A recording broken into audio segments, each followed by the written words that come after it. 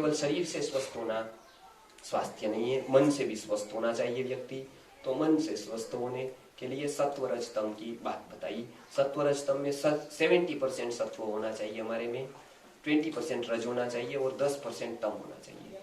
तमोगुण बढ़ गया तो विकृति होगी, तो बहुत सारे रोग होंगे। रजोगुण बढ़ गया तो भी बहुत सारे रोग होंगे। सत्व गुण बढ़ाते बढ़ाते 70 तक लाना है, जो हमारा नहीं होता है। वो 20-30 पर हमारा रेशियो चलता रहता है, 70 तक लाना है। जैसे बीपी का रेशियो होता है ना, ऐसा भी कोई मशीन निकले तब पता चलेगा कि सत्व कितना है वो, तो सत्व को बढ़ाना। अब यूनिक एक बात है जो सबसे ज्यादा मधुसूदन सरस्वती के बाद गुरुजी ने उसके प्रकाश में लाई, जो एकमात्र गीता के ऊपर जो लोगों ने व्याख्या की, जिसने भी उसमें किसी ने भी आज तक के जितने भी संप्रदाय जितने भी, वो हम यूनिक मानते हैं और इसको लोग संप्रदाय वाले स्वीकारते हैं। इस्कॉन ने हमारे ऊपर ये 3 श्लोक के ऊपर हमारा व्याख्यान रखा था, पूरे इस्कॉन के वर्ग को बुलाकर। उसमें आयुष सत्व बलारोग्य सुख प्रीति विवर्धना रस्या स्निग्धा स्थिरारोग्या आहारा सात्विक प्रिया, फिर कटवलम बणवात्युष्ण तीक्ष्ण रुक्ष विदाहिनः आहारा राजसस्यष्टा दुख शोकमय प्रदाः आहारा राजसस्यष्टा दुख शोकमय प्रदाः और यातयामम गतरसम पूति पर्युषितं चेत उच्छिष्टम अपि चामेद्यम भोजनम तामस प्रियम।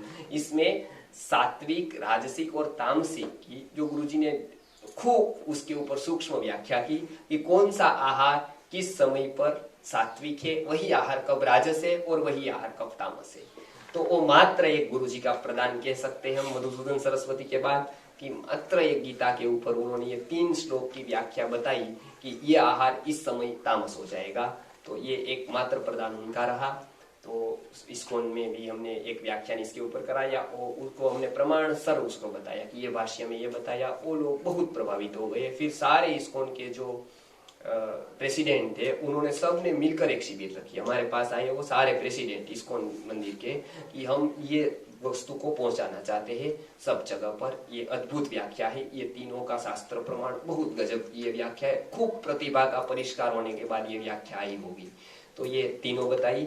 उसमें कुछ हम बातें सत्वरज तम को भी देखते हैं जब लेते हैं। तो कोई वस्तु आरोग्य के लिए शरीर के तल पर अच्छी होगी, मन के तल पर अच्छी नहीं होगी यदि, तो उसको छोड़ देना है, क्योंकि शरीर से ज्यादा मूल्य मन का है। तो इसके लिए इसकी सूक्ष्म व्याख्या है शरीर के।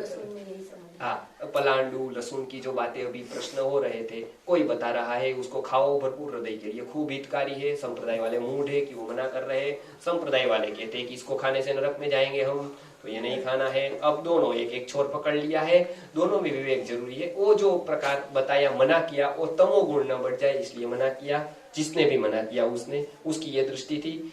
शरीर के तल पर जो बताता है वो हृदय को जानता है सब कुछ, मन को कुछ पता नहीं है उसको, मन के लेवल का कोई पता नहीं। खुद हमारे दादाजी जो हल्दीकर दादा थे वो भी लहसुन नहीं खाते थे, गुरुजी से लेकर मेरे तक। तो लेकिन लहसुन का प्रयोग भरपूर करते थे चिकित्सा में। अब ये विरोध लगेगा आपको, लेकिन ये बात सही है। किसी को प्रयोग लहसुन से हो और वो अवस्था में जी रहा हो तो उसको प्रयोग में लहसुन दे सकते, हम भी खा सकते कभी कोई विशेष प्रयोग के अनुसार। तो उसमें हमने चिकित्सा में प्रयोग किया लहसुन का, लेकिन अपने लिए नहीं खाया। इधर भी नहीं बनता है, आपने देखा है कुछ भी। तो हल्दीकर दादा को पैरालिसिस हुआ। अब किसी को भी कोई पैरालिसिस हो तो आपको एक बात ध्यान में रखनी, अंग विकृति होगी उसको पक्षाघात कहते हैं। आयुर्वेद में वात का ये रोग है, खूब इमरजेंसी में हो जाता है, कुछ पता नहीं है और वात विकृति हुई, तुरंत ही पक्षाघात होगा।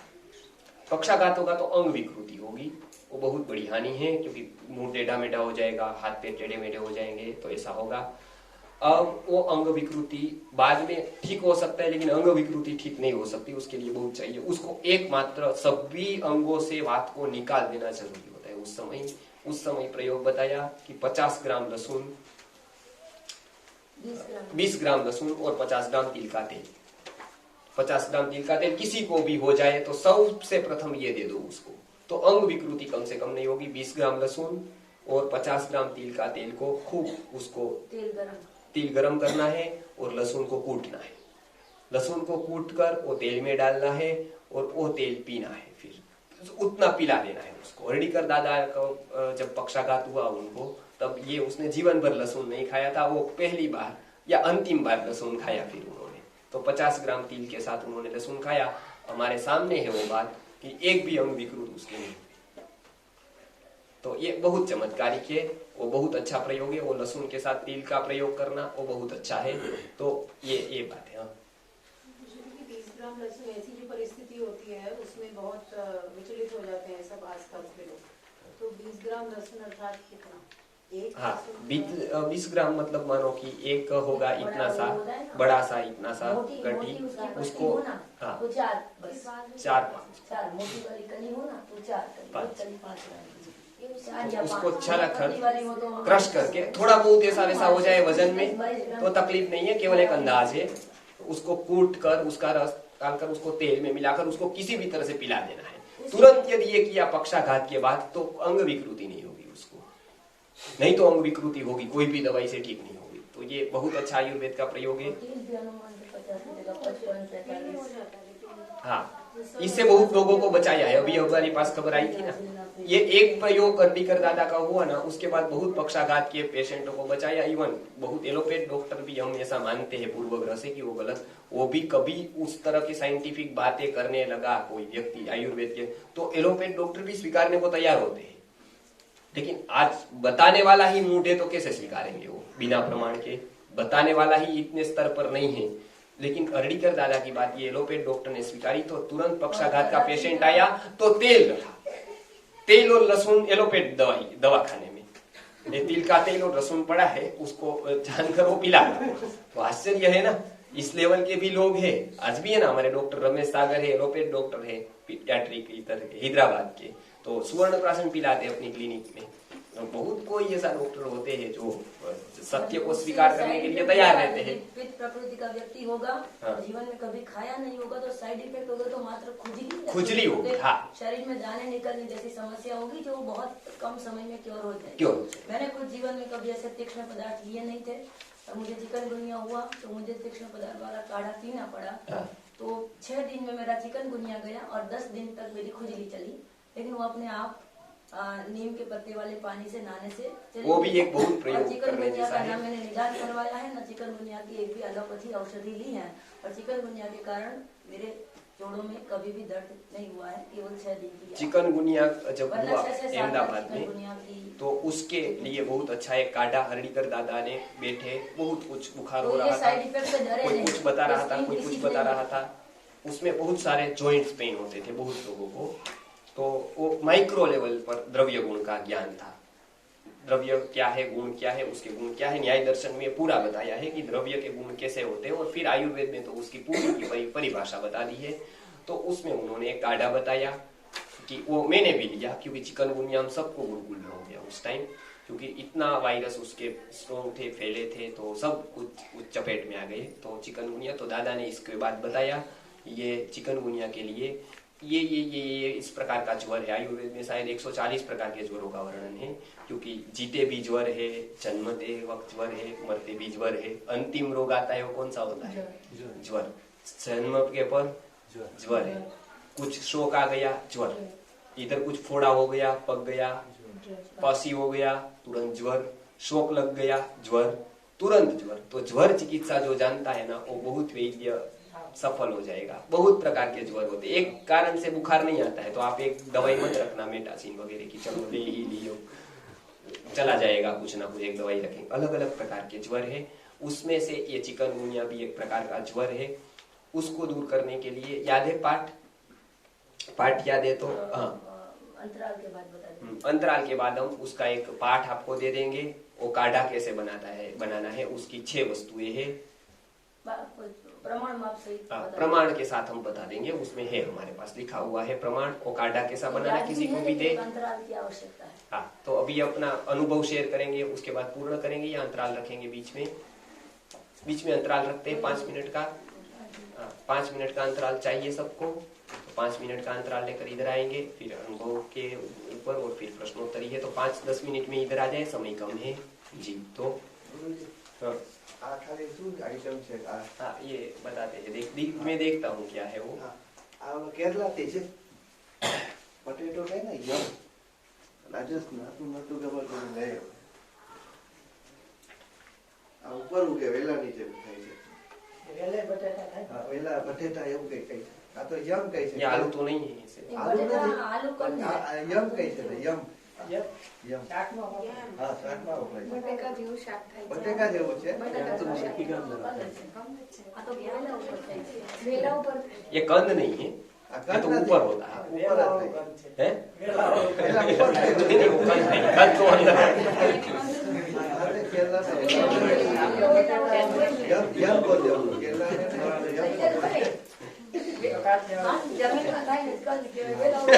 હા, તો આપણે આવા વાત. ફળ કહેવાય એને, ફળ કહેવાય। આ બધું સંશોધન ફળ થઈ ગયા ઘણા કામ દેખો. એવું છે? બટેટું થાય ને વેલે. અચ્છા, બટેટું હવે થાય થાય છે। છે હવે વેલે. એમાં કંઈક નવું કહ્યું. એ આ લટકે લટકે આવે છે ઘણા એવા વૈજ્ઞાનિકો બને. એ હશે કઈ? મારે ત્યાં ઉગેલું છે. ત્યાં ઉગેલું છે. મારે ત્યાંથી જ લઈ આને આવ્યો. શું કે ત્યાં? યમ કહે છે. કેરલા વાળા છે ને ઇંગ્લિશમાં યમ કહે છે. અને બટેટું गूगल में देखो तो देवता की सहायता लो। અજ્ઞાત પણ ખબર. अज्ञात फल नहीं खाना है, लेकिन ये ज्ञात है ना इसको, इसके साथ ही खाया है। जिंदा है अभी तक। 4-5 खाई લીધા.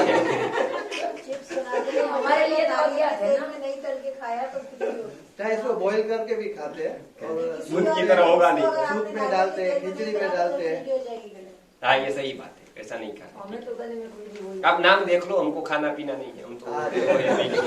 चिप्स बनाने बोल रही हूँ, जो केरला में बनता है, ये अगर नारियल तेल की बजाय हमने उसको हाँ, वो सही बात है। परिष्कृत करके किसी और तेल में बनाया तो गला खुला देगा पूरी। हाँ। सिर्फ नारियल के तेल में ही इसको तरा तरह जाता है, सही। तो ये होगा कि दूसरा होगा, वो देखना पड़ेगा ना। याम ये केरला यही है। बनाते हैं वो लोग इसका चिप्स बनाते हैं, ऐसे अच्छा। केले के बनाते हैं ऐसे। हमने तो यम यूज का ही एक बात सुनी है, बाकी तो यहाँ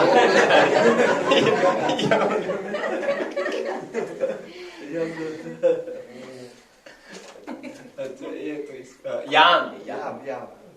या तो पता नहीं है। अच्छा, वो लोग गए नहीं तो भी हम चालू ही कर देते। आपको लगता था ना जरूरत है नहीं, उसकी, मैंने सोचा आपको कि- जरूरत है तो कोई बात नहीं। लेकिन कोई संकोच वश नहीं, ऐसा कोई तकलीफ नहीं है ना। आवेगों के ऊपर काबू रख के बैठा हो तो वो नहीं नहीं, ऐसे तो लोग नहीं है, वो चले जाएंगे। ऐसे तो इतने हम उतनी ज्यादा अपेक्षा नहीं रखते। अच्छा, कोई बात नहीं, तो कंटिन्यू करेंगे। कोई गया है तो आ जाएंगे अभी। अभी पता क्या होता है शमी पता क्या होता है? शमी पता। शमी, हाँ। शमी पता मतलब आपको पता है, वो शमी वृक्ष का बताया था, उसके पर्ण। शमी जो आपके महाराष्ट्र में तो बहुत होता है ना, वो शस्त्र पूजन करते हैं शिवाजी महाराज वाले। सोने का पत्ता बोलते हैं। हाँ वही हाँ, वही। वही और एक बात याद आ गई है तो उसका भी मैं बात कर दूं। गर्भावस्था में और एक वस्तु सेवनीय बताई है, वो बबूल के पत्ते हैं। हाँ, बबूल के पत्ते जो बालकों का जो रंग होता है ना, कोई उसके ब्लड पे इफेक्ट करता है गर्भावस्था में। कोई वस्तु खाई तो बालक का ब्लड के ऊपर इफेक्ट करेगी, कोई मांस के ऊपर इफेक्ट करेगी, कोई अस्थि के ऊपर, कोई शुक्र के ऊपर, कोई कुछ, कोई मन के ऊपर, कोई बुद्धि के ऊपर। इसमें एक करेगी वो रंग के ऊपर, वर्ण के ऊपर। वर्ण मतलब ये अपना स्किन का कलर। बबुल की कोमल बावड़ ना पत्ता, बाबर बावड़ देसी दातन बावड़। न करी है ना, नहीं कोमल कोमल पालन। हाँ, वो बबूल जो आता है ना, उसका पत्ते वो बालक के रंग के ऊपर इफेक्ट करता है, तो वो रंग उसका निखारता है। ये कई रीते ले रहा है। वो सूखा दे, पहले बबूल के पत्ते लाए, उसको पानी में धो दे, अच्छी तरह से धो दे। धोने के बाद उसको सुखा दे, उसको सुखाकर उसका चूर्ण बना ले। चूर्ण तो बनाना आता है होगा आपको। आधा चम्मच उसको ले रोज, थोड़ा चम्मच 25 ग्राम 20 ग्राम 10 ग्राम इतना थोड़ा लेना है उसको पानी के साथ। कौन से महीने से? पहले महीने से। क्या लास्ट ले सकते हैं, थोड़ा थोड़ा इतना ले। मुझे गर्भावस्था में जो कभी डॉक्टर बोलते हैं कि बच्चा का विकास नहीं हो रहा है, मतलब IUGR इंट्रायूट्राइन ग्रोथ रिटार्डेशन, उसके लिए कोई दवाई है? आयुर्वेद में तो बहुत सारी दवाई उसके विकास के लिए है। ऐसे तो प्रायः अलग अलग प्रकार से लेकर 48 प्रकार की बताई है औषधियाँ जो गर्भ को पोषण देती है। लेकिन सबसे श्रेष्ठ अथर्ववेद में एक मंत्र में बताया है कमल बीज, ये सबसे श्रेष्ठ। ये कमल बीज का हम बहुत प्रचार करते हैं। कमल बीज आसान है मिलना, 3 कमल बीज दूध के साथ। इतना अभी मैंने कल माला दिखाई थी इधर, इतने कमल काकड़ी आवे છે મેં આ કીધી कमल काकड़ी आवे હા, काळा कलर ની नानी नानी કાળા કલરની એવડી એવડી આવે એ લેવાની, એને ક્રશ કરી દેવાની અને દૂધની સાથે લેવાની। गाय के दूध के માફ કરી લો, साथ એક ચમચી જેટલું. 3 કમળ કાકડી 3 કમળ एक साथ है एक साथ અંદરનું લીલું મીંજ અને ઉપરનું કાળું કવર કાઢી નાખો. काढ़ी रखो। अच्छा. ऊपर का छिलका निकाल देना है, अंदर का एक छोटा सा मीन जाता है वो भी निकाल देना है, फिर उसको क्रश करना है, फिर दूध के साथ उबालना है, फिर दूध वो लेना है 3 कमल बीज और दूध के साथ।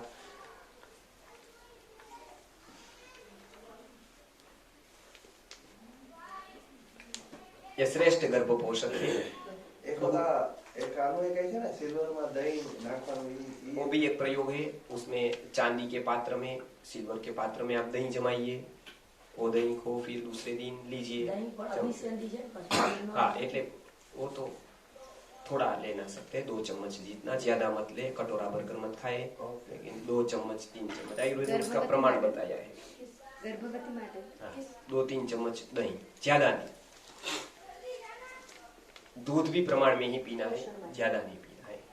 गिलास पी लिया ऐसा नहीं है, और थोड़ा थोड़ा 1.5 कप 2 कप दूध पीना है, ज्यादा दूध नहीं पीना है, वो पचने में भी तकलीफ होती है। और हो गया है, अब दूसरों को बुला लीजिए, सबको आ जाएंगे तो। और कोई प्रश्न है तो पूछ लीजिए। संगीत कितने प्रकार से सुन सकते हैं? संगीत की बहुत इफेक्ट है गर्भ के ऊपर, खास करके बहुत कुछ राग ऐसे है जिसका श्रवण करना है। हम उस यात्रा में आगे बढ़ते हैं तो बहुत कुछ हम ऐसे पिक्चर के तो गीत है बहुत सारे जो उस राग में बने हैं, भैरवी है, भोपाली है, बहुत सारे राग है ऐसे, उसमें बहुत सारे पिक्चर के गीत बने हैं। हम ये प्रयास करते हैं, अभी थोड़ा सफल हो जाएगा, सब लोग आए हैं तो उसमें हम अपने जो गीत है बनाए हुए उसको कंपोज करना चाहते हैं, उसको एक बनाकर उसको दे देंगे ताकि वो अच्छे गीत सुन सकेंगे। तो रिदम है वो बच्चा पकड़ता है। तो गर्भावस्था में संगीत की बहुत ही बड़ी बड़ा रोल है। तो संगीत सुनना चाहिए रोज, गर्भावस्था में तो खास सुनना चाहिए, तो मन शांत होता है।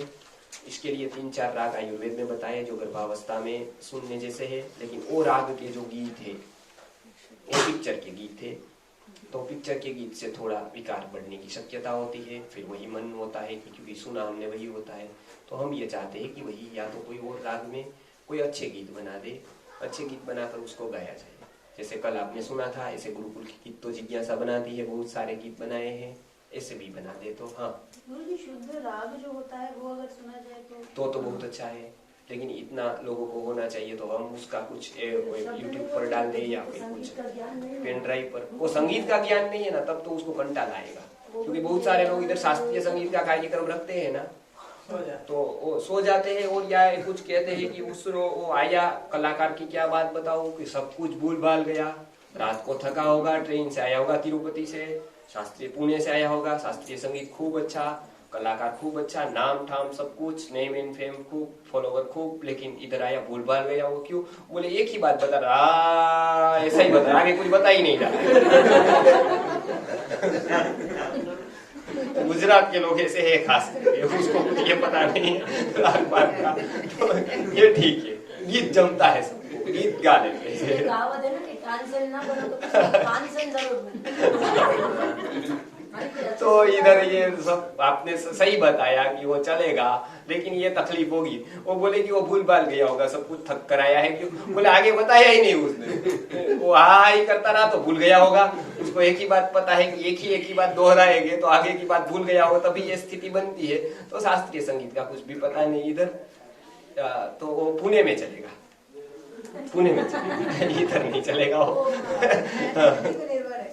इधर गीत चलेंगे, इधर जब भी कोई है तो गाना गीत ये सब इधर खूब चलेंगे, इधर सब कंठस्थ भी कर लेंगे तुरंत, वो अपनी रीत से भी गा लेंगे, ये चलेंगे। तो कौन से फल खाने चाहिए गर्भावस्था में? फल एक इसको छोड़ दो, केला को एक छोड़ दीजिए, अपने पपीता को, जामुन, ये 4-5 फल छोड़कर और सारे फल खा सकते हैं। केला नहीं, केला नहीं, विधिवत पकता ही नहीं है, विधिवत और विधिवत पका हुआ भारी भी है, कफ भी बढ़ाएगा, कफ बढ़ तक है।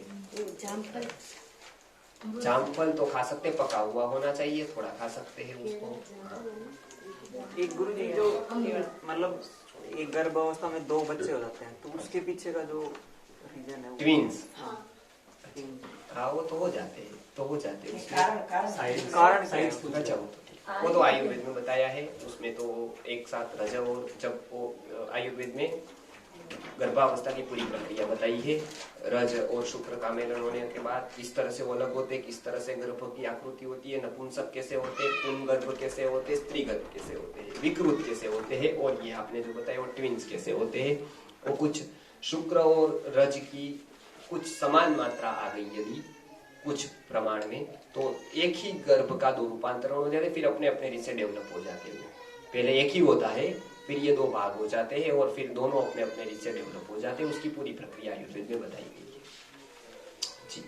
तो लेकिन वो कर्म वैचित्र्यत होता है, वो बहुत रेयर केस में बनता है। ऐसा क्यों आयुर्वेद में बताया, इतना ध्यान रखोगे सब कुछ है, लेकिन अंत में कर्म वैचित्र्य भी माना है। सभी व्याधियां इसकी भूल से नहीं होती हमारे, कुछ व्याधियां पूर्व जन्म के कर्मों से होती है। इसके लिए हमारे यहाँ बताया, वहाँ पे केरल का एक गांव है, वहाँ पे 80% लीवर के हाँ तो ऐसा हो सकता है। हाँ ये वायु का ही ऐसा ही यही मानना है। एक कभी कभी हो गया कर्म वैचित्र्यत मान सकते हैं, जैसे दाग वगैरह। इसके लिए आयुर्वेद ने शमन चिकित्सा बताई है, जप वगैरह से, होम से, अलग अलग पद्धति से, ताकि पूर्व जन्म कृतम पापम व्याधि रूपेण बाधते, पूर्व जन्म से किया हुआ पाप व्याधि रूप से बाधित करता है इस अवस्था में। ताकि रामकृष्ण को भी कैंसर हुआ, बड़े बड़े महात्माओं को भी हुआ, क्यों हुआ? कर्म वैचित्र्यत हुआ, पूर्व जन्म का कुछ बाकी रह गया, इधर चुकाना पड़ा तो इधर चुका दिया। तो उसमें कोई ये नहीं है, मतलब कर्म से भी रोग होते हैं। वो तो ये एकमात्र पथी ऐसी है जो पूर्व जन्म के कर्मों को भी कारण मानती है, लेकिन सब रोगों में ऐसा नहीं है। फिर आप रात को भेलपूरी पानी पूरी खा लेंगे, फिर डकारा ही तो बता देंगे कि भगवान ने पूर्व जन्म का कुछ होगा, ये तो यही जन्म का है। बहुत लोग ऐसा हवाला दे देते हैं क्योंकि वो आसान है, अपने को पकड़ में नहीं आना है तो सीधा बता देते हैं कि कुछ हुआ, पेट में गड़बड़ हो गई, क्यों पूर्व जन्म का कुछ होगा। गीता में सुनकर ये आए थे कि सब पूर्व जन्म का ही होता है। ये नहीं है। ट्विंस अच्छा होता है होना या नहीं होता है? क्या ट्विंस होना अच्छा होता है या वो तो आपके ऊपर है। अच्छे भी ले सकते हो आप, दो का एक साथ पालन पोषण करना, आपकी क्षमता हो तो अच्छा ही है, नहीं क्षमता हो तो अच्छा नहीं है। ये तो अपना वो एक साथ प्राकृतिक नहीं है, इसके लिए हम उसको अच्छा, इसके लिए प्रयत्न नहीं कर सकते है, प्राकृतिक ही है। वो कभी होता है, अपवाद रूप में घटित होता है, तो लेकिन वो बुरा नहीं है। कोई ऐसा नहीं कि दुर्जनी आएगा फिर ट्विन से, तो ऐसा नहीं है, कोई ऐसी परंपरा गर्भ में नहीं है। कभी कभी अपवाद है, जैसे हिरण्यकशिपु के यहाँ भी प्रहलाद है, और दूसरा कभी प्रहलाद के यहाँ भी हिरण्यकशिपु है कलयुग में। बहुत जगह पर हमने देखा है ऐसा। तो पूर्व के काल में तो हिरण्यकशिपु के यहाँ प्रहलाद होते थे, लेकिन प्रहलाद क्या हिरण्यकशिपु खुद नास्तिक था, विरोचन। तो इस तरह का अभी भी देखने को मिलता है। तो ये तो कर्म वैचित्र्य था। कोई बोलते हैं कि बच्चा को कुछ स्पेसिफिक फील्ड में कुछ सिखाना है तो गर्भावस्था में। हाँ ये तो सही बात है, 100% सही है। तो कौन सा महीना में? और टेंडेंसी 4थे महीने से लेकर 8वें महीने तक उस प्रकार के वस्त्र। अभी तो हमने ये थोड़ा बहुत छोटा लिया है। अभी जो गुरुजी ने बताया है तो वस्त्र की बात है, संगीत की बात है, स्वर की बात है। अभी तो ये इतनी योग्यता नहीं हुई है, ध्यान की बात है, फिर अलग अलग चक्रों की बात है, बहुत सारी गर्भ विज्ञान में आएगी। तो वो लेवल आएगा तो उस तरह आप कर सकते हैं। मतलब कि वो टेंडेंसी ऐसी, जैसे साहित्यकार बनाना है तो साहित्य पढ़े, साहित्यवाद का चिंतन, इवन फोटो किसका रखे, फोटो किसका रखे उसका भी इफेक्ट है, फोटो का भी। तो वो तो पता है ना आपको। हाँ वो मेरे ने उदाहरण बताया था, और बाइबल ने भी ये नोट दी है, जबकि बाइबल इसका कोई मानता ही नहीं, इसका गणित जेकोब का। वो बाइबल में कथा ही है कि इसने फोटो लगा दी है।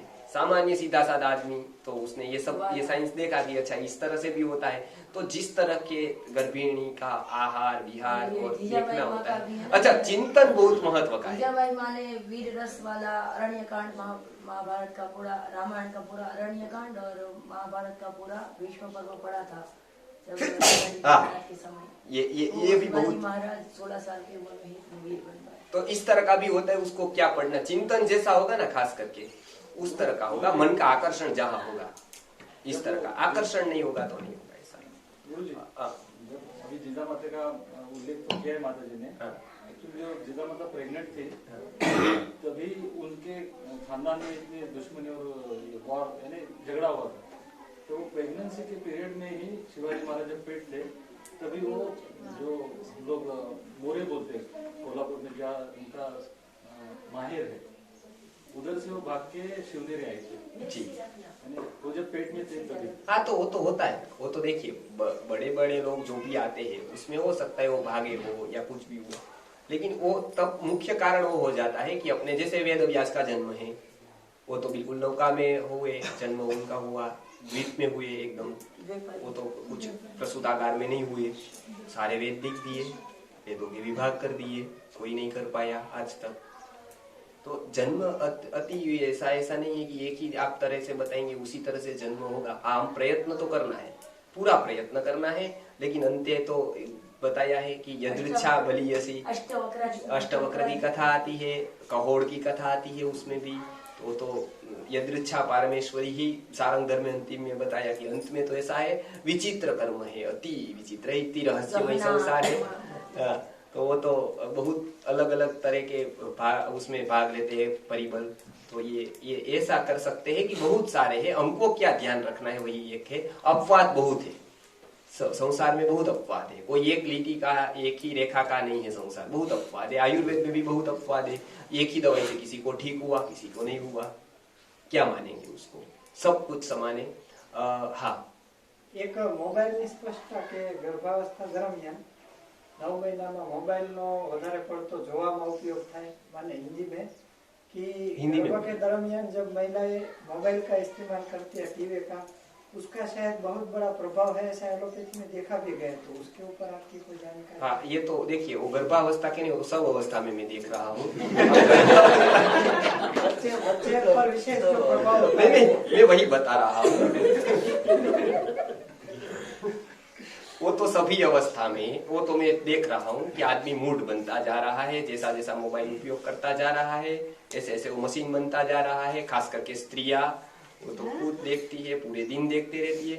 यूट्यूब में तो वीडियो देखेंगी, कुछ अच्छा ही है, 2-4 घंटे देख लिया, किसी का प्रवचन ही सुन लिया, लेकिन आगे पीछे जो हमारे वीडियो के होते हैं, आगे भी कोई और महापुरुष होते हैं, पीछे भी कोई और महापुरुष होते हैं, तो क्लिक किस पे पर करे। कभी हमारे बात यही होती है, कोई माधुरी दीक्षित, कोई आलिया भट्ट वगैरह, तो वो क्या करती है कि हम तो लाना चाहते हैं कुमारी भट्ट को, लेकिन हमारा आकर्षण आलिया भट्ट के ऊपर है।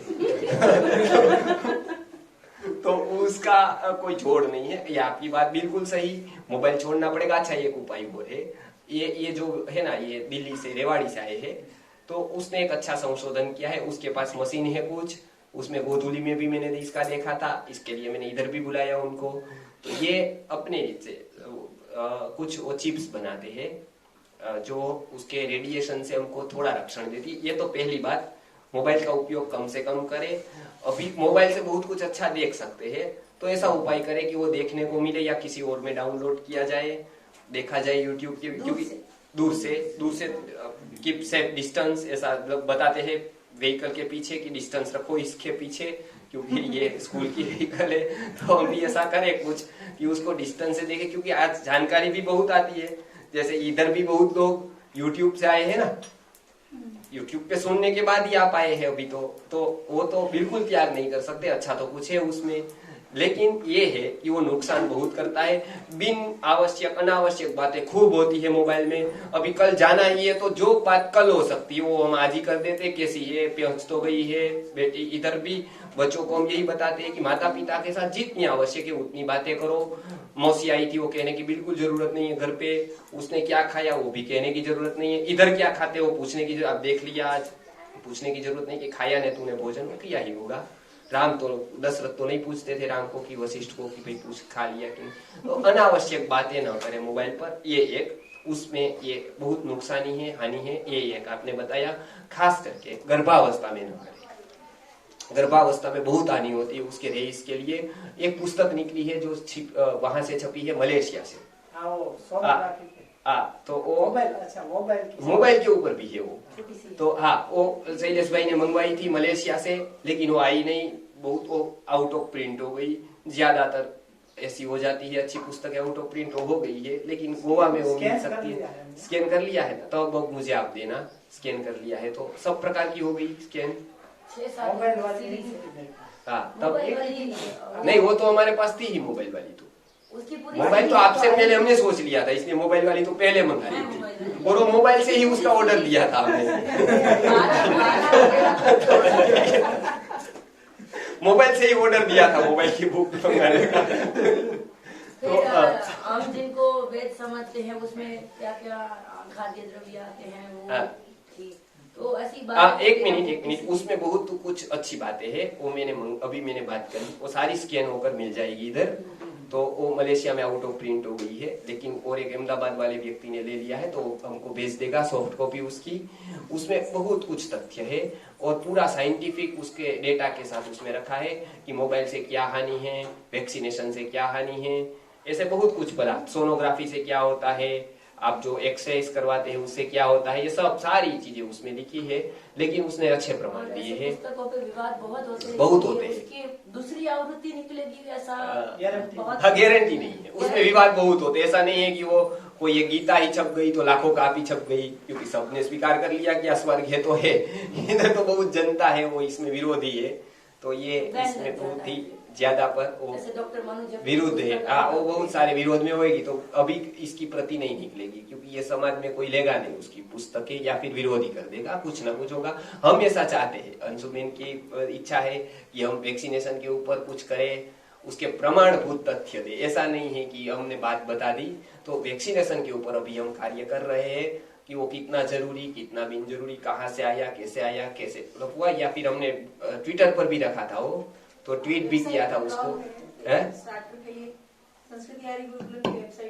वेबसाइट पर है वो लोग, तो एक ये हुआ। अब दूसरी बातें लगाते जाएंगे, जैसे मोबाइल की बात आएगी तो उसको, लेकिन इन्होंने चिप्स बनाई है, उसमें हमने देखा है, तो उसका ये रेडिएशन की मात्रा घट जाती है उसमें, इतना तो है। मैंने उसके चिप्स देखी है, उसका कोई कमीशन मुझे नहीं है, ये आप मत मानिएगा कोई भी परसेंट। संस्कृति गुरुकुल मिशन में मानता है, कमीशन में नहीं।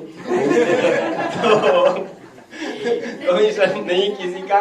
बहुत सारे डॉक्टर बताते हैं कि हमारे पास आप भेजते रहिए, हमने कहा कि आप अपनी क्वालिटी दिखाइए, हम आपके पास ट्रायल लेंगे, कितना आप जानते हैं, आपको कहने की जरूरत नहीं रहेगी, हम आपके पास भेजेंगे लोगों को। अच्छी चीजों का इधर से प्रचार करना, अच्छे व्यक्ति को हाईलाइट करना, ये इधर देना प्लेटफॉर्म, उसके पास जाकर मिलना, ये गुरुजी का हमेशा ध्येय वाक्य रहा।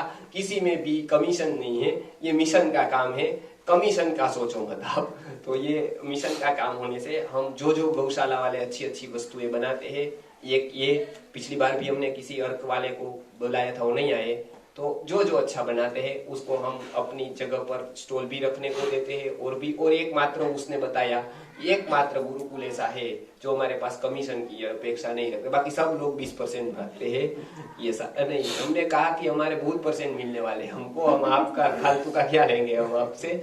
तो ये एक बात। अच्छा, एक और बात है, ये ध्यान रखें, एक गीता जयंती की कल किशोर भाई आए थे यहाँ, हमारी साथ मीटिंग हुई सबकी, तो उसमें गीता जयंती अभी आ रही है। गुरुजी का सबसे बड़ा महत्व का प्रयोग जिसने मुझे गुरुजी तक पहुंचाया, वो गीता के ऊपर गुरुजी का बहुत सूक्ष्म चिंतन था, खास करके ऐसे विषयों में जो आयुर्वेद है, जीवन के जो बहुत गहराई में जुड़े हुए हैं। तो इसमें successful life with Bhagavad Gita ऐसा एक विषय निश्चित किया है। उसके ऊपर निबंध कोई भी लिख सकता है, भारत भर का कोई भी व्यक्ति, इंग्लिश, गुजराती, हिंदी और संस्कृत 4 भाषा में कोई भी व्यक्ति कोने पर बैठकर लिख सकता है, कोई भी संप्रदाय का कहीं पर घर पे बैठकर कोई भी पुस्तक से लिख सकता है वो। अभी वो उसका यदि इधर निबंध पास होता है, हमारे कुछ क्राइटेरिया है, कुछ देखने की विधि है उसमें, तो पिछली बार 1200 लोगों ने भाग लिया था, राजकोट के युवाओं ने। सारी कॉलेज में हम गए थे, उसके कुछ इनाम रखते हम, जैसे पहले इनाम के 11,000 रुपए है, दूसरे इनाम के 8,000 है, तीसरे के 5,000 है, चौथे इनाम 3,000 है, 2,000 है, ऐसी बहुत गिनती है। 1,000 के बहुत इनाम है, पुस्तिकाएं है, ऐसा कुछ भी। तो वो गीता के पास आए या पढ़े। हमारा ये प्रयोग बहुत सफल हुआ। आत्मीय कॉलेज से लेकर सभी यूनिवर्सिटी में कोई ऐसी लाइब्रेरी पड़ी थी गीता से भरी हुई, कोई पढ़ता ही नहीं था, तो सब लोगों ने गीता पहुंचाई। तो हमारे गुरुजी कहता है कि युवा को गीता तक पहुंचाते हम लोग। अब गीता तो बहुत पहुंच गई, इसको नहीं पहुंचा दी, बहुत जगह पर डिस्ट्रीब्यूट करते करते तो गीता तो पहुंच गई। अब वो व्यक्ति को गीता तक पहुंचाना है तो क्या करे, तो वो तो ऐसे ही पहुंचेगा, उसको क्या चाहिए। आज उसको गीता की कीमत नहीं है, लेकिन एक दिन तो पता चलेगी। आज तो पैसे के लिए लिखेगा, कोई बात नहीं, वो भी स्वीकार्य है। तो आकर्षण का केंद्र यदि पैसा है तो भी ठीक है, पैसा आकर्षण का केंद्र रहे और वो हम मना नहीं कर सकते, तो हमारा भी है, हम कितनी भी बड़ी बात कर ले वो तो है हमारा भी, सबका है। तो वो आकर्षण का केंद्र वही रहे, गुरुजी ने बताया। ठीक है, उससे भी वो क्या कर सकता है, अच्छा क्या कर, साइंस ने यही सोचा। इसके लिए आज देखो आप, आपके हाथ में मोबाइल आ गए, कभी ऐसा सोचा कि ये व्यक्ति को कैसे मैं मोबाइल हाथ में पकड़ा दूं, इसके लिए क्या युक्ति करूं, पिक्चर में जाना पड़े, गए, एडवर्टाइज देनी पड़ी थी, सब कुछ। गीता में भी ऐसा ही सोचना पड़ेगा, गुरुजी ने बताया सार्वजनिक करना है, सबको पहुंचाना है, तो क्या करना पड़ेगा, वो उसका केंद्र बिंदु पैसा है, कोई बात नहीं। धन को महत्वता है, कोई बात नहीं, एक दिन हो जानेगा, यात्रा आगे बढ़ेगी तो पता चलेगा कि इसमें तो बहुत कुछ है। तो आज 11,000 के लिए, 5,000 के लिए, 4,000 के लिए लिखेगा, तो संस्कृति गुरुकुल तो उसको देने के लिए तैयार है। ऐसे फालतू में भी बहुत लोग पिक्चर में खर्च कर रहे हैं, साइंस के ऊपर, संशोधन के ऊपर हजारों लाखों रुपए खर्च हो रहे, तो प्रभु के उच्चार के ऊपर, उसके शब्दों के ऊपर इतनी कीमत नहीं, हम कुछ भी न खर्च करें। तो गुरुकुल ऐसा चाहता है कि वो बहुत कुछ उसके ऊपर दे, क्योंकि वो थोड़ा भी लिखेगा, 1 घंटा भी देगा, 2-4 घंटे बैठ कर लिखेगा, तो बहुत कुछ उसमें आएगा। यदि उसकी पूर्व जन्म की यात्रा है, आगे बढ़ जाएगी, तो उसके ऊपर हम बहुत महत्व देते हैं, गीता के श्रद्धा के ऊपर। तो मैं जे तो गुरुजी के पास में इसी कारण पहुंचा, जो मैंने निबंध लिखा, मेरा खाता ही बैंक का गुरुजी के चेक से खुला, तब तक तो खाता ही नहीं था। तो नंबर आया मेरा, तो मैं इनाम लेने गया, तो लगता था कि तब तो आनंद था जाते हो कि उस समय के 3,000 रुपये मुझे मिले थे, 3,000 रुपये थे, तो अब तो मैं क्या लूंगा, साइकिल ही ले लूंगा, एक बैट ही खरीद दूंगा क्रिकेट का, और क्या क्या कर लूंगा। ऐसे सपने थे मेरे तो कि भाई ये 3,000 को कैसे डिस्ट्रीब्यूट, कैसे क्या करना है, कहाँ रखना है। पिताजी तो देते ही थे, लेकिन वो भी एक होता है ना, अपनी कमाई होने वाली थी तब तो 3,000 का, तो वो आनंद था कि आहा क्या कर लूंगा, बहुत राजा बन गया मैं, 3,000 आ जाएंगे। तो बहुत कुछ सोचने लगा कि इधर किसी को मैं हफ्ते से ही दे दूंगा 200-500 रुपए, वो भी बड़े होते थे। कोई मित्र को साइकिल ही लेनी थी, तो उसको दे दूंगा 400-500 रुपए, 500 इधर कर दूंगा, 400 इधर कर दूंगा। तो वो एक सपना। गुरुजी को पंचकोश के बारे में गीता के अंतिम अध्याय में मैंने सुना, वो स्पर्धा थी, तब वो लगा कि हाँ ऐसा भी हो सकता है, कोई व्यक्ति इस तरह का भी ज्ञान हो सकता है, कुछ भी पूछो, कुछ भी जवाब हो उसके पास, बहुत प्रतिभा खिल गई है, पूर्ण प्रज्ञा विकसित हुई। तो मैंने पढ़ा, ऐसा पढ़ सकते हो, आसानी से पढ़ सकते, गुरुकुल है वाराणसी में, जाना कि गुरुकुल है, कैसे पढ़ाते हैं, क्या है। तो बहुत कुछ बाद में बातचीत हुई। 3 बार धक्के खाए पिताजी ने, 3-4 बार जाए गए, आए गए, बताइए ये नियम है, ये नियम नहीं है, ये नियम है, ये तैयारी करके आनी पड़ेगी, ये है, ये है, ये है, वो है। तो हम जुड़े उनसे, गुरुजी से, और फिर तो आपको पता है कि बाद में मैं न्याय पढ़ा, व्याकरण पढ़ा, ब्रह्मसूत्र पढ़ा, आयुर्वेद भी बहुत अच्छा पढ़ा। तो गुरुजी का ये पूरा अभी मैं संभाल रहा हूँ। तो ये गलत नहीं है, लोग इसके कारण भी जुड़े हमारे से, तो हम तैयार हैं। हमको तो लेना नहीं है, बस उसके पास से कोई अपेक्षा नहीं है। कॉलेज में पढ़ रहे हो या यूनिवर्सिटी में पढ़ रहे हो या कहीं पर भी पढ़ रहे हो, उससे कोई अपेक्षा नहीं है। उसको देने वाली ये संस्था है, कुछ उसको मिल जाए तो अच्छा है, हम विचार पहुंचा सके, गीता पहुंचा सके। किसी को भी इसमें रस है, वेबसाइट आपको अभी तक हमारे छपे नहीं है पेम्पलेट, कल छप जाएंगे, इंग्लिश में, गुजराती में, हिंदी में, शायद हिंदी में ही या गुजराती में छाप देंगे, तो आपको व्हाट्सएप आ जाएगा, आप फैलाइए उसको। किसी को भी इधर यदि पहुंचाना है, वो पत्र लिख सकता है, अपना एक जो है वो निबंध लिखकर भेज सकता है इधर, सीधा कवर में आने की जरूरत ही नहीं है, अपने स्थान पर बैठकर कर सकता है, ईमेल या व्हाट्सएप स्कैन करके ईमेल कर सकता है। कुछ भी बहुत सारे आयाम है उसमें लिखे हुए होते हैं, आपको तो केवल व्हाट्सएप भेजना है सब जगह पर, उनका एड्रेस, पिन कोड, उसका नंबर आएगा, तो हम इधर अवश्य बुलाएंगे उसको, या हमको उसका निबंध प्रशंसीय लगेगा कि हाँ ये व्यक्ति तो विचार रखे कुछ भी, तो आप भी लिख सकते हो। ऐसा नहीं है कि विद्यार्थी ही लिखे, आप में से भी कोई लिखे। हमारी स्पर्धा में एक 4ठी कक्षा के बच्चे, मानी कि 9 साल के बच्चे से लेकर 90 साल के दादा तक निबंध लिखे थे। 2000 निबंध हमारे पास है ना अभी, तो उसका अगली बार रखेंगे। 1200 कॉलेज के स्टूडेंट है, और ओपन फॉर ऑल जो था उसमें भी बहुत सारे आए थे। तो ये संस्था का मैंने बता दिया कि ये बहुत सारे आयामों में कार्य है। संगठित हुए कि एक बार जो लड़की का आश्वासन इनाम था, मान की 1000 रुपए का, तो उनके जो हार्ड कॉपी, माने कि ऐसे में कागज नहीं आया था, तो मैंने उसके घर पे फोन किया, तो मैंने कहा कि आप इस लड़की के पिताजी, नाम तो मैं भूल गई, लेकिन इस लड़की के पिताजी बोल रहे। तो उसने कहा कि हाँ मैं पिता, लेकिन आप कौन बोल रहे हैं? मैंने कहा मैं उनके अभ्यास संबंधित कुछ बातें करना चाहती हूँ सीधा। तो उन्होंने भी पता नहीं होता ना, गाँव के थे बेचारे, तो उन्होंने कहा कि अब फीस तो कल ही जमा करवा दिया, क्या है उसको फोन किसी का आता है तो फीस मांगने के लिए आता है। तो फीस तो कल ही दी है भाई, बच्ची नहीं बोल रही है। आपने बोला कि कॉलेज से बोल रहे हैं ना आप उनकी, मैंने कॉलेज से नहीं बोले, आप लड़की ने कुछ हरीफाई है यानी गुजराती में स्पर्धा को हरीफाई उसमें हिस्सा लिया था, उसको 1000 का इनाम मिलने वाला है और आत्मीय यूनिवर्सिटी में उसका सम्मान होने वाला है। तो आप उनको आशीर्वाद देने पद्धति का, वो इतने खुश हो गए, फोन पे रोने लगे वो, मेरी बच्ची को इनाम मिलने वाला है। तो उसको तो वैसे निवान बहुत सरल शब्दों में अच्छा था। तो मैंने बोला कि आपकी बच्ची को 1000 रुपए का इनाम मिलने वाला है। 1000 रुपए का इनाम मिलने वाला है, 1000 का। मैंने 2 गाँव से स्पेशल आए थे, अपने 15-20 कितने लोग आए, मैंने कहा जितने आ सकते हो आओ भाई। आपकी बच्ची स्टेज पे जाके इनाम लेने जाएगी तो उनके लिए भी तो 15-20 का पूरा वाहन भर के वो गाँव से। तो बहुत अच्छा है ये गुरु जी का प्रयोग, जो उनको भी वो अपने बालकों के प्रति। तो आज का आयुर्वेद का यहाँ पर हम पूरा वो उसके करते हैं। कुछ आहार संबंधित बातचीत है, किसी को कोई प्रश्न है तो पूछ सकते हैं। अभी 15-20 मिनट है हमारे समय की। हाँ पूछिए। जैसे आहार से संबंधित मेरे प्रश्न है, जैसे कि अभी दूध के बारे में बात हो रही थी जी, गर्म करके पीना चाहिए जी। तो जो धारोष्ण दूध होता है क्या वो पी सकते हैं? हाँ, ये बहुत अच्छा प्रश्न है। ऐसे आयुर्वेद में तो धारोष्ण दूध की बात बताई है आधे घंटे तक, तो उस व्यवस्था है यदि उस तरह की कि वो तुरंत मिल सकता है। फिर बहुत समय नहीं जाना चाहिए उसमें, 20-25 मिनट से ज्यादा समय नहीं जाना चाहिए, नहीं तो फिर नुकसान करेगा। तो 20-25 मिनट तक पी सकते हैं, तुरंत दो या तुरंत पी सकते हैं। और 2-3 प्रश्न और है, जैसे कि आपने बताया कि अग्नि के सीधा संपर्क में नहीं आना चाहिए। नहीं, उस अवस्था में हाँ ठीक है। अब जैसे नवजात शिशु होता है तो उसको ज्यादातर जैसे कि मालिश करते हैं, तो अग्नि के संपर्क में तो वो क्या सही है या कहाँ से अग्नि से संपर्क में? जैसे नवजात शिशु की मालिश करते हैं तो सर्दियों में तपाते हैं ना, क्या तपाते हैं? मालिश કરીને પછી ગરમી આવે मतलब ताप, कोयले का ताप। अरे नहीं, अरे अच्छा ठीक है। वो तो मैं भौम अग्नि की बात करता हूँ ना।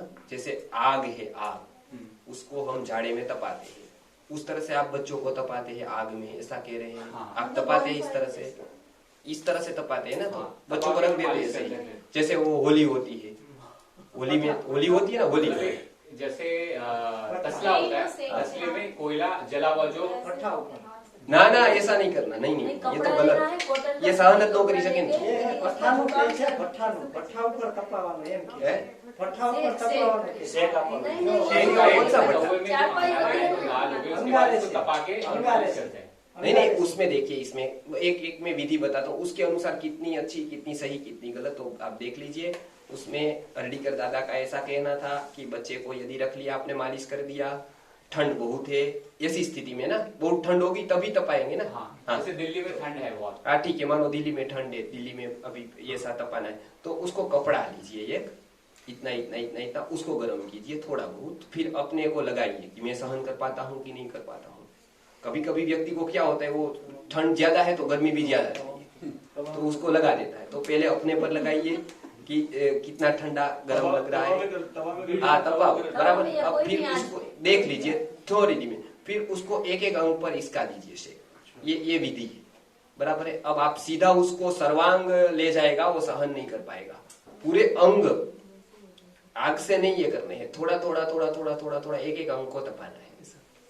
और प्रसूता को है, प्रसूता को खटिया के नीचे आग तपानी है, वो प्रसूता को है। और वो भी कटिका विस्तार, वो भी कटिका के विस्तार में, ऐसे सब जगह पर नहीं। कोई जैसे ये है हमारी, इस पर नहीं जानी चाहिए, पता है ना?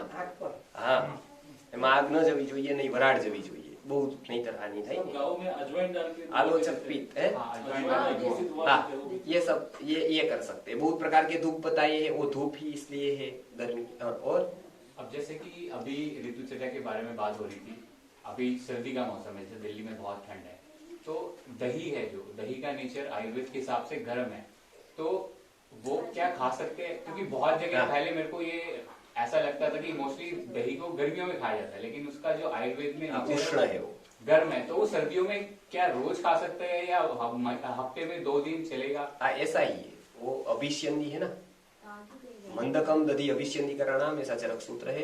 दधी को रोज के भोजन में लेने की बजाय 2-3 दिन, हफ्ते में 3-4 दिन ले सकते हैं। ये दही को, आप जो दही कहते हैं वो दही को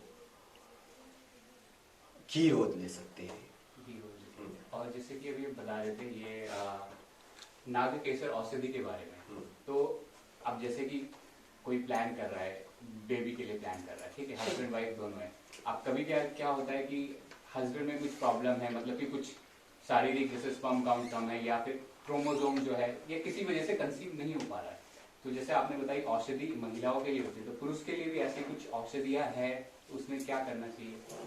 पुरुष के लिए जो औषधियां है ना वो वाजीकर होती है, मतलब जैसे कि विदारी कंद है, गौचा है, जैसे अपने नाग केसर है, वो दोनों के लिए, नाग केसर है, फलग्रुत है, वो दोनों के लिए है।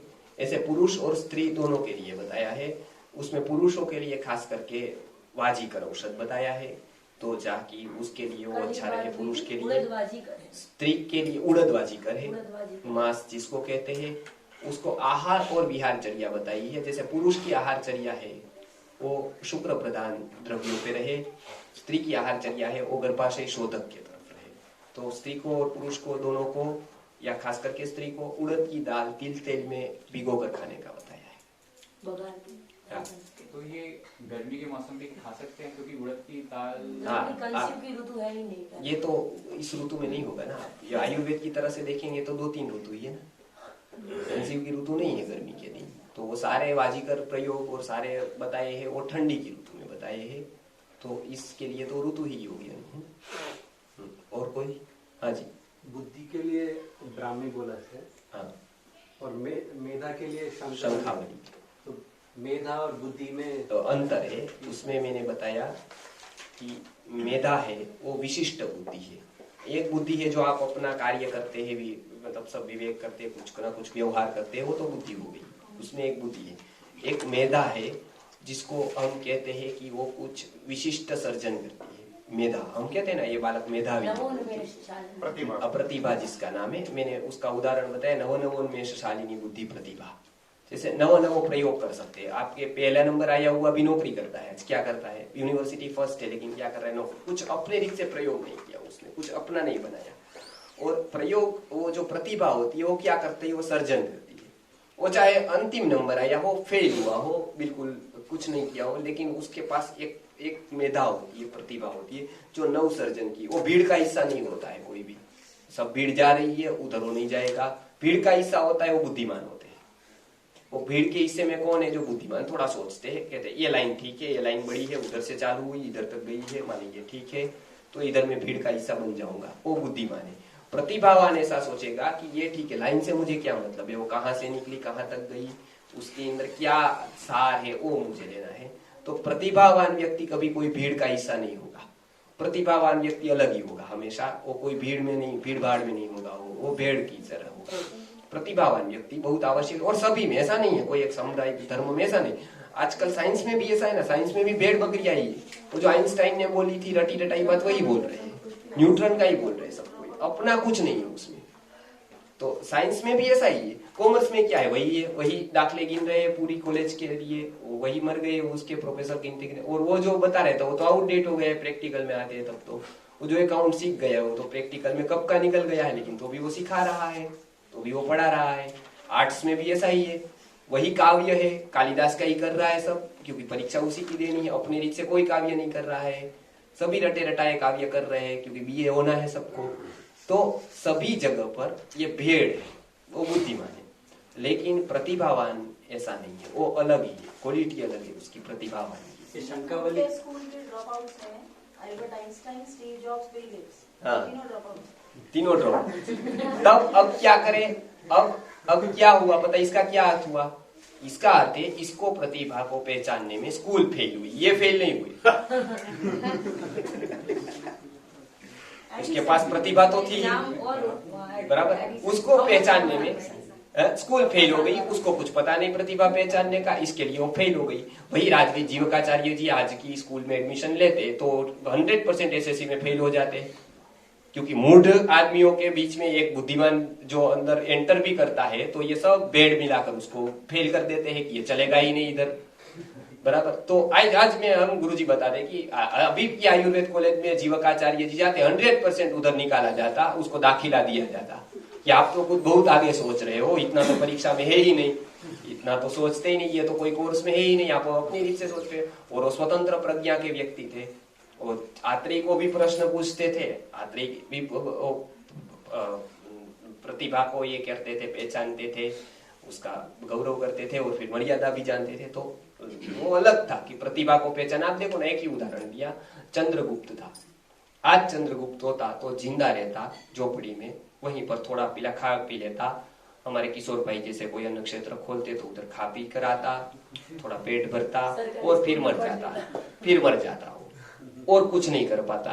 अब ये रत्न जैसा व्यक्ति था, सालों सालों के बाद, सदियों के बाद आने वाला व्यक्ति था, और ऐसे ही चले जाता।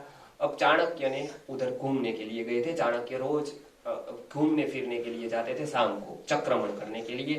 तो गए तो तक्षशिला विद्यापीठ के दूर दूर एक गांव है, वहां पर गए तो वहां पर उसकी नजर गई कि वो कोई बच्चा खेल रहा है, सबको इकट्ठा बिठाकर, वो सब लोग नीचे बैठे हो, खुद तो वृक्ष के ऊपर एक बड़ा सा वो बनाया है पत्थर का, और उसके ऊपर बैठा है पलाठी आल्टी पाल्टी मारकर, और समझा रहा है कि देखो मैंने कल ये काम सौंपा था तुमको, पूरा हो गया। हाँ, बोले जब भी काम पूरा हो तब मुझे खबर करो, क्योंकि मुझे बहुत काम देने जैसे है आपको, तो एक काम पूरा होने पर खबर करो।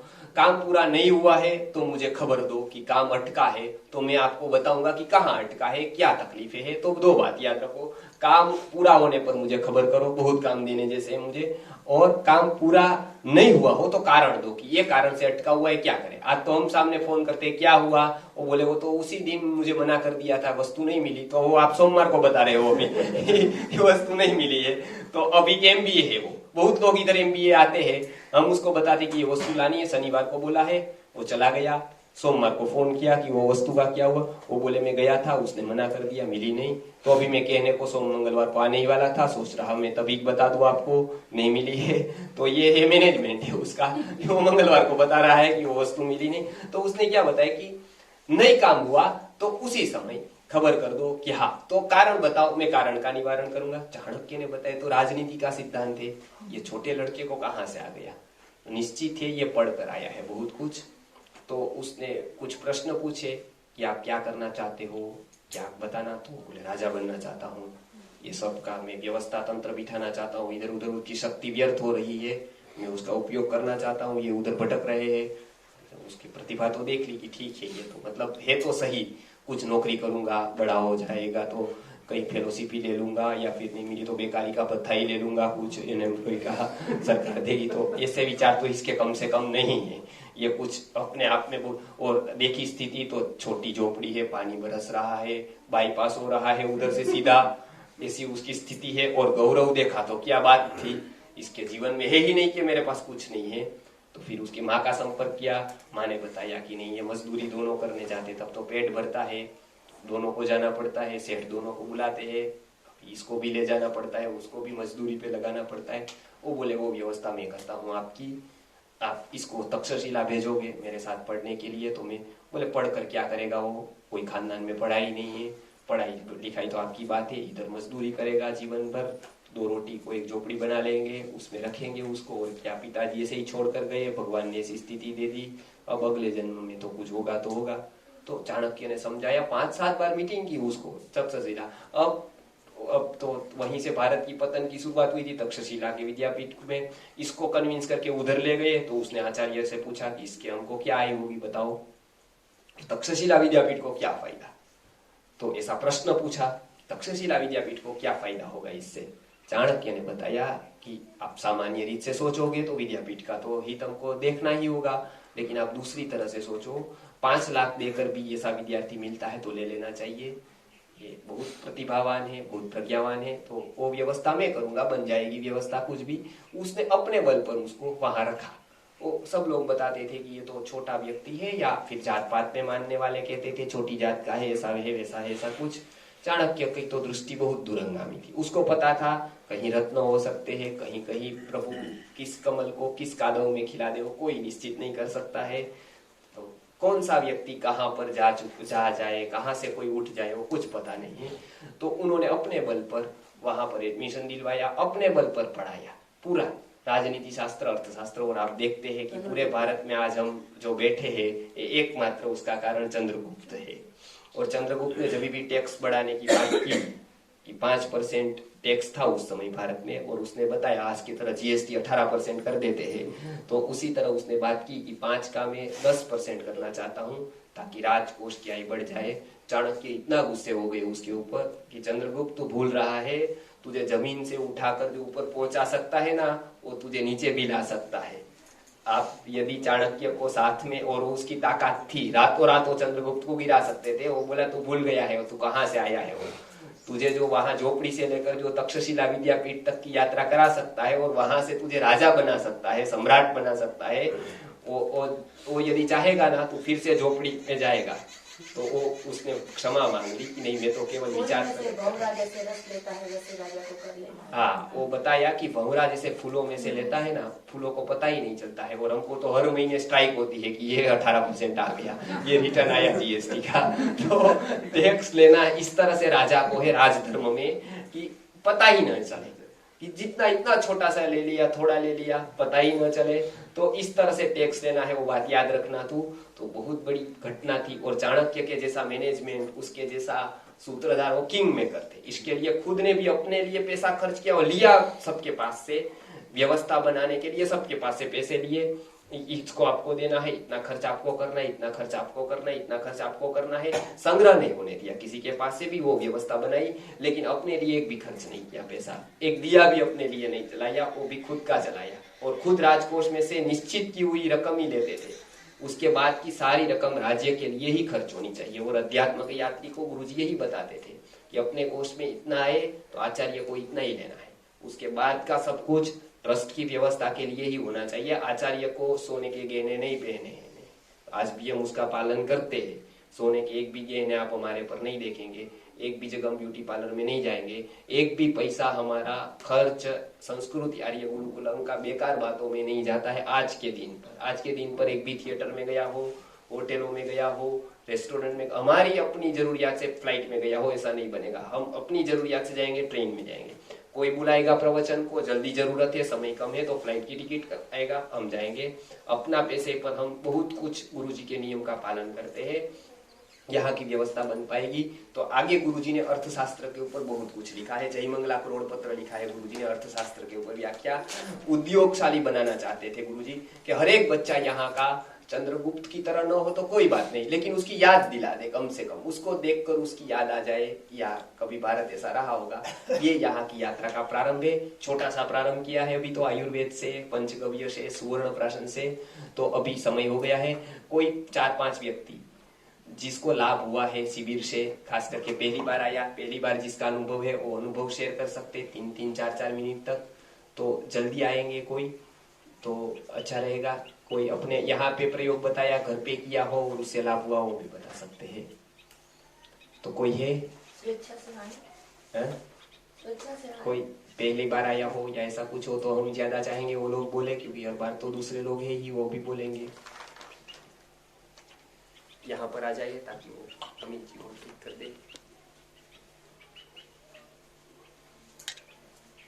ये पहली बार आ रहा हूँ मैं यहाँ पे, और 2014 में मैंने राजीव दीक्षित जी को सुना था। तो 2014 में राजीव दीक्षित भाई जी को सुना था। उसके बाद से फिर धीरे धीरे परिवर्तन किए। मैं एक MNC कंपनी में काम करता हूँ एज ए क्वालिटी एडवाइजर। तो उसके बाद फिर जो लाइफस्टाइल मैं फॉलो कर रहा था धीरे धीरे चेंज किया। फिर गौदली परिवार से जुड़ा, वीरेंद्र जी से जुड़ा। उसके बाद गुरु जी के बारे में पता चला मुझे। फिर धीरे धीरे उनका यूट्यूब पे चैनल देखता था, लाइक करता था। फिर काफी समय से सोच रहा था यहाँ आने की, लेकिन क्या है कि वाइफ कभी अलाउ नहीं करती थी कि अकेले जा रहे हो। और यहाँ पे जैसा कि सुना था कि क्योंकि मेरा छोटा ही बच्चा है, अभी 1 साल का भी नहीं हुआ है, 11 महीने का है, तो अलाउड नहीं है। तो फिर उस हिसाब से प्लान नहीं कर पाता था। सोचता था कि ले जाऊं, लेकिन फिर वो एक तरह से जब पता था कि अलाउड नहीं है 8 साल से कम के बच्चे, तो फिर मैं वाइफ को कहता कि आपको ले जा नहीं सकता मैं चाह के भी। तो फिर बहुत बड़ी मुश्किल से लास्ट मंथ फिर मैंने प्लान किया कि नहीं जाना है तो जाना ही है। तो वाइफ को बताया नहीं, मैंने टिकट फ्लाइट की बुक कर दी थी। और क्योंकि पहली बार जा रहा था तो अपना एक मित्र है मेरे साथ जो आया नीरज, उसकी बुक कर दी थी मैंने। उसको ही नहीं बताया था कि सही टिकट मैंने बुक कर दी है। तो फ्लाइट की टिकट दोनों की बुक कर दी थी। उसके बाद वाइफ से जब मेरे को लगा कि उसका मूड अच्छा है तो मैंने कहा कि मैं गुजरात जा रहा हूँ शिविर में और जिनको सुनता रहता हूँ तो कहते कि अच्छा जो तुम सुनते रहते हो उनको ही सुनने जा रहे हो। तो मैंने कहा कि हाँ वहीं जा रहा हूँ, तो 3 दिन के लिए मैं वहां रहूंगा और खाना वाना सब कुछ वहीं होगा। तो एक्चुअली मैं बाहर का खाता नहीं हूँ। तो मेरी वाइफ ने कहा कि फिर तुम तो बाहर का खाते नहीं, कैसे खाओगे? तो मैंने कहा नहीं, वो गुरुकुल में ही मिलेगा सब कुछ खाना, बाहर का कुछ नहीं होगा, वो वहीं का बना होगा। तो ऐसा कुछ नहीं है। तो फिर वाइफ ने कहा ठीक है तुम जा रहे हो, अब टिकट तो बुक कर ही दी है, तो पूछना क्या है। तो उसके बाद फिर मैंने अपने दोस्त को बताया कि ऐसा ऐसा है, मैंने टिकट बुक कर दी है।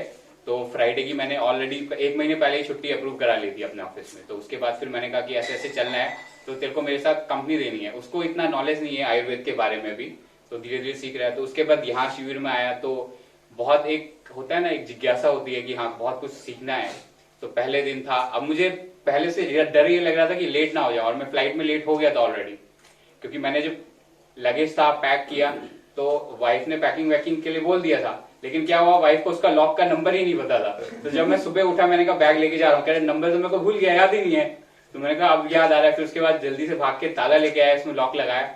फिर फ्लाइट में, क्योंकि दिल्ली में भाई की जान पहचान है एयरपोर्ट में, तो फिर किसी को फोन करा के बोर्डिंग पास मैंने निकाला।